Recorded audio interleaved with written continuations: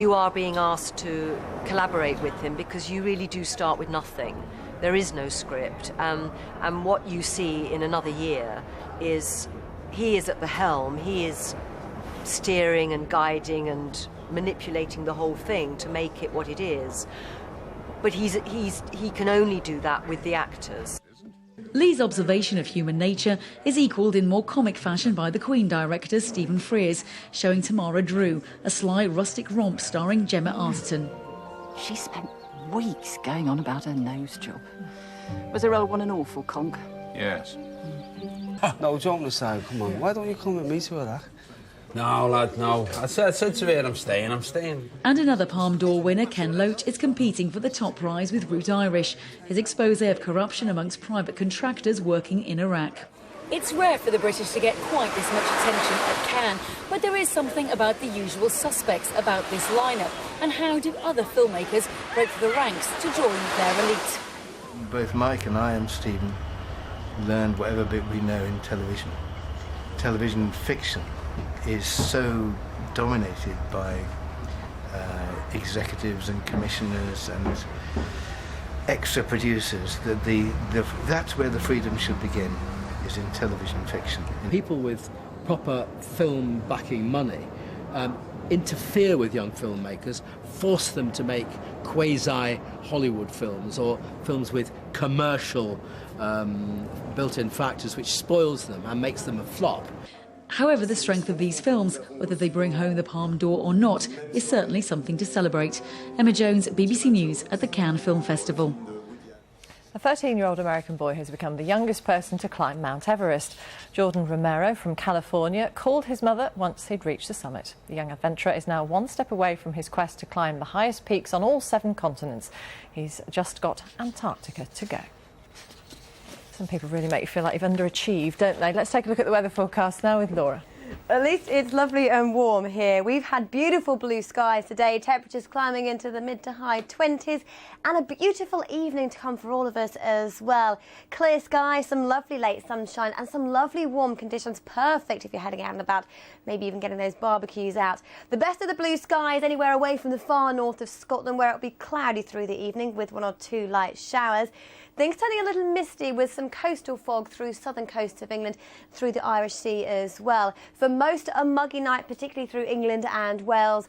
14s and 15s here, 11s and 12s in the north. First thing tomorrow morning, we'll catch up with those glorious blue skies across the north of England. Perhaps some patchy low cloud through Lincolnshire first thing tomorrow morning. That will soon burn back. Blue skies to start the day through East Anglia in the southeast of England. But this white tinge we can see here through the English Channel, well, that sea fog just flirting with some southern coast of England through much of the morning, gradually easing away as we head through the afternoon. Blue skies across much of Wales. 15 degrees already to start the day there in Cardiff, those temperatures on the up. And a fine, dry, bright start to the day for Northern Ireland. Blue skies from the word go, but more clouds later on.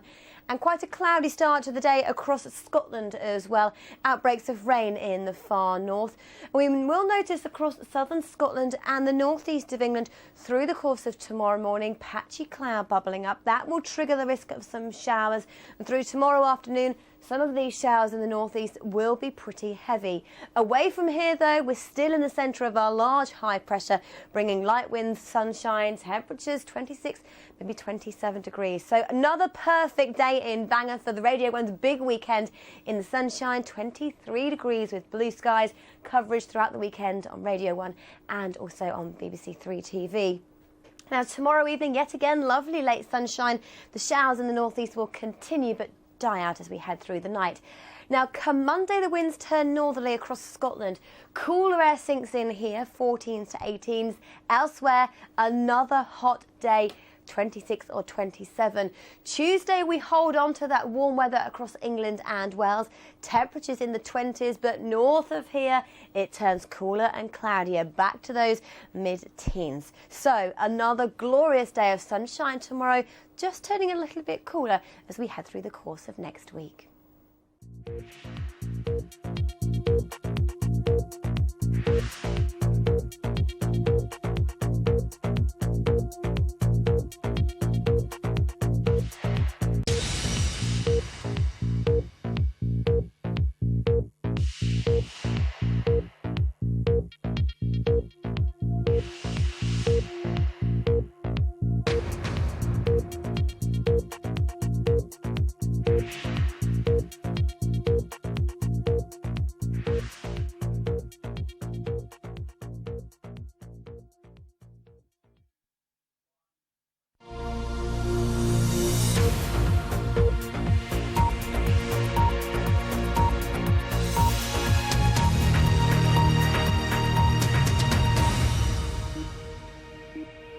Hello, good afternoon. Senior cabinet ministers from the new coalition government are making their first trip to Afghanistan, which they've called this country's most urgent priority.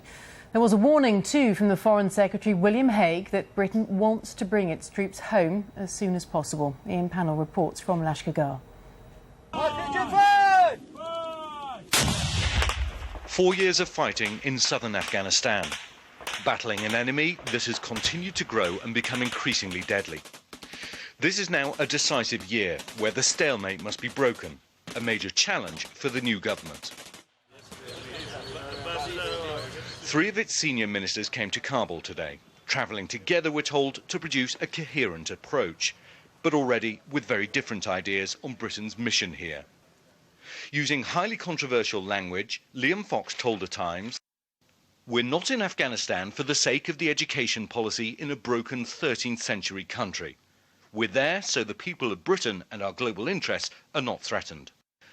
But his colleague Andrew Mitchell has a very different view, telling reporters it's absolutely crucial to create a functioning state, that it's about providing basic education and healthcare facilities. Enter the Foreign Secretary to dissolve the row and reassure his hosts. Afghanistan will find in the new government in Britain a steady friend in helping to tackle the problems that we have suffered in this area of the world for too long.